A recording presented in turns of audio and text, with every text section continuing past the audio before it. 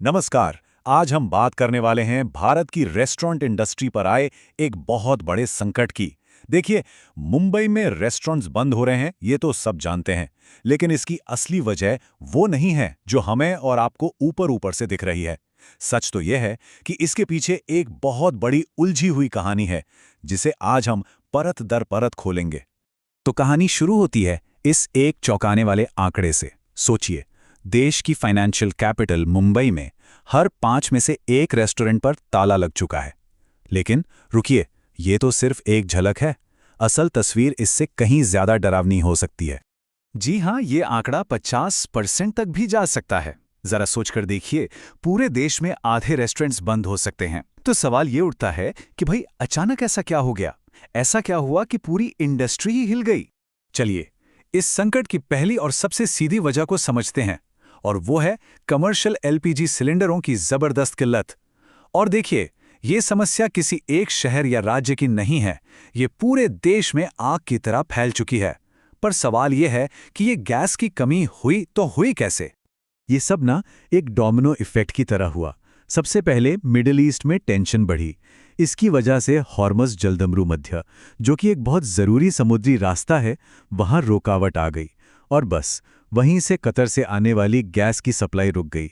नतीजा, पूरे भारत में कमर्शियल गैस की कमी हो गई और रेस्टोरेंट्स के चूल्हे ठंडे पड़ने लगे। अब इस संकट से निपटने के लिए सरकार को भी तुरंत एक्शन लेना पड़ा। सबसे पहले घरों में गैस की सप्लाई को प्रायोरिटी दी गई। लेकिन इसका एक साइड इफेक्ट ये हुआ कि रेस्टोरेंट्स पर दबाव और भी ज़्यादा बढ़ गया। सरकार ने एक और बड़ा कदम उठाया। घरेलू सिलेंडर की रीबुकिंग का टाइम 48 घंटे से बढ़ाकर सीधे 25 दिन कर दिया। ऐसा इसलिए ताकि कोई घरेलू सिलेंडर को कमर्शियल काम के लिए इस्तेमाल न कर पाए। तो अगर किसी को ये लग रहा है कि ये पूरी कहानी सिर्फ गैस की कमी की है, तो ठहर जाइए, क्योंकि असल कहानी तो अब शुरू हो रही है। पर्दे के पीछे एक और बहुत बड़ा खेल चल रहा था, जिसने इस आग में घी डालने का काम किया। और ये कहानी है एक बहुत बड़े स्कैम की। जी हाँ, पूरे 7,000 करोड़ रुपए का घोटाला। और यही वो दूसरी बड़ी वजह है जिसके चलते इनकम टैक्स डिपार्टमेंट देश भर के रेस्टोरेंट्स पर एक के बाद एक छापे मार रहा है। इसे नाम दिया गया है वैनिशिंग बिल स्कैंडल, यानी गायब हो जाने वाले बिल का घोटाला। अब ये घोटाला काम कैसे करता था, ये सुनकर सब हैरान रह जाएंगे। एक रेस्टोरेंट मैनेजमेंट सॉफ्टवेयर है, पेट पूजा। इसमें एक सीक्रेट फीचर था।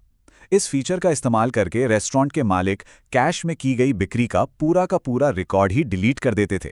मतलब पैसा तो जेब में आ गया, लेकिन सरकारी रिकॉर्ड में वो बिक्री कभी हुई ही नहीं। ना इनकम टैक्स, ना जीएसटी। और इस एक तरीके से अंदाजा है कि लगभग 7,000 करोड़ रुपए की टैक्स चोरी हुई है।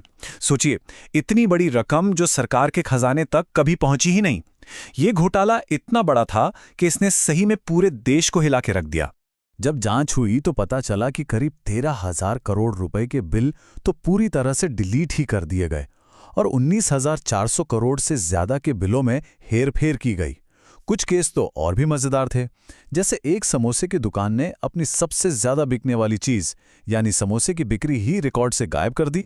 इस पूरे खेल का भंडाफोड़ हुआ हैदराबाद की एक बिरयानी की दुकान पर पड़ी एक रेड से। इसके बाद तो इनकम टैक्स डिपार्टमेंट ने एआई यानी आर्टिफिशियल इंटेलिजेंस की मदद ली और 60 टेराबाइट डेटा को खंगाल डाला। और नतीजा, देश भर के लगभग 2.25 लाख रेस्टोरेंट्स इस जांच के घेरे में आ गए। तो आप जाके पूरी तस्वीर साफ होती है। भारत के रेस्टोरेंट्स पर एक साथ दो तरफ से मार पड़ रही है। एक तरफ है इंटरनेशनल संकट की वजह से पैदा हुई गैस की किल्लत, और दूसरी तरफ है देश के अंदर चल रहा ये इतना बड़ा टैक्स घोटाला और उसकी जांच। इसे ऐसे समझिए कि रेस्टोरेंट्स इस वक्त एक कैंची में फंसे हुए हैं। एक तरफ से गैस सप्लाई का संकट है जो उनके किचन पर ही ताला लगा रहा है, और दूसरी तरफ से टैक्स चोरी के खिलाफ हो रही कानूनी कार्रवाई का डर है जो उनके पूरे बिजनेस को ही खतरे में डाल रहा है। तो आखिर में इस पूरे संकट का मतलब क्या है? देखिए, ये सिर्फ कुछ रेस्टोरेंट्स के बंद होने की कहानी नहीं है। ये कहानी है भारत की अर्थव्यवस्था की, ईमानदारी की और मुश्किल वक्त में बिजनेस करने की चुनौतियों की। तो इस पूरी कहानी का निचोड़ बस इतना है। देश का एक बहुत ही जरूरी सेक्टर आज एक ऐसे दौराहे पर खड़ा है जहां एक तरफ तो बाहरी ताकतें हैं जिन पर किसी का जोर नहीं, और दूसरी तरफ हैं अपनी ही की हुई गलतियां जिनकी कीमत अब सबको चुकानी पड़ रही है। और हम इस चर्चा को इसी एक बड़े सवाल के साथ खत्म करते हैं। एक तरफ अपने बिजनेस को जिंदा रखने की मजबूरी है और दूसरी तरफ देश के प्रति टैक्स चुकाने की जिम्मेदारी। इन दोनों के बीच सही संतुलन आखिर है कहाँ, इस पर सोचना बहुत जरूरी है।